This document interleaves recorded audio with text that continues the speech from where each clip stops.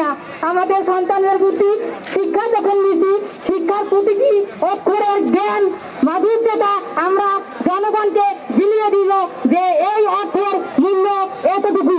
যদি আমরা সুশিক্ষা মায়ের সন্তান হয়ে থাকি, আগে আল্লাহর নামে আমরা আন্দোলনে নামবো, ইনশাআল্লাহ আমাদের আন্দোলন কবুল করবে আল্লাহ মালিক। সবার কাছে আমার অনুরোধ, 5 ওয়াক্ত নামাজ পড়বেন, রাত 3টার পর তাহাজ্জুদের নামাজ পড়ে আপনারা আল্লাহর কাছে কান্না করবেন, আল্লাহ তোমাদের চোখের পানি নিশ্চয় কবুল করবে। আমাদের কবুল করতে দ্বিধা করলেও তোমরা কিশোর তরুণ, তোমাদের কোনো পাপ পূর্ণ হয়নি।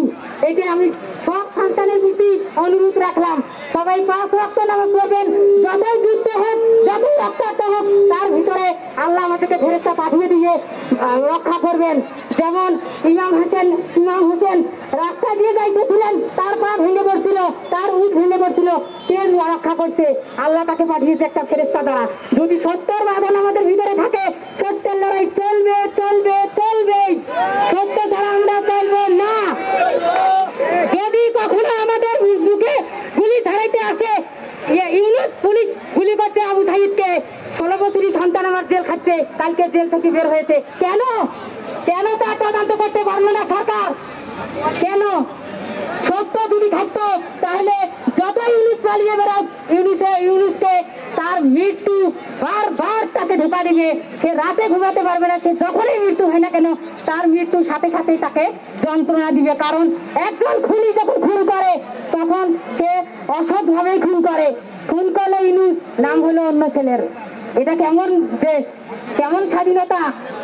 সত্য নেই বিধায় আমরা অনেক পিছিয়ে আছি। আমরা কালকে থেকে সবাই 5 ওয়াক্ত নামাজ পড়বো, তাহাজ্জুদ নামাজ পড়বো। সৃষ্টি করছে কে? রক্ষা করবে কে? তাহলে আমরা আল্লাহকে যদি মানি, কেউ আমাদের ঠেকাতে পারবে না।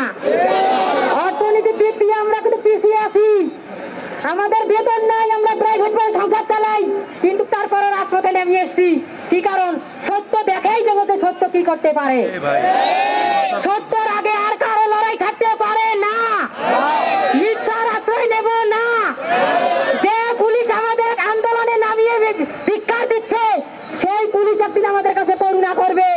আমাদের সন্তান, আমাদের ভাই, আমাদের বউ নাই, আমাদের শিশু, সবাই পুলিশ, কিন্তু কেউ আমাদের মানবতার ভদ্রতা দেখাইলো না।